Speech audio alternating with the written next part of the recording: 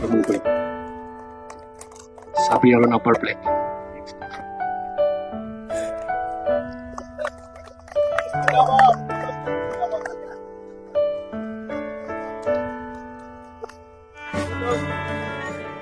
BTR চৰকাৰৰ sports and youth welfare ডিপাৰ্টমেণ্টৰ তৰফৰ পৰা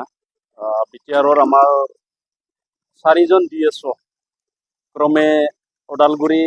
বাক্সা চিৰাং আৰু কোকৰাঝাৰ তেখেতসকলক আমি বলেৰো গাড়ী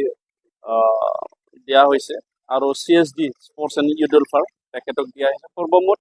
5খন গাড়ী আমি তেখেতসকলক দিয়া হৈছে বহুত বছৰ ধৰি তেওঁলোকে অফিচিয়েল বাহন নোহোৱাৰ কাৰণে অফিচিয়েল কাম কাজ কৰি যাওঁতে তেখেতসকলৰ অসুবিধা হৈছিলে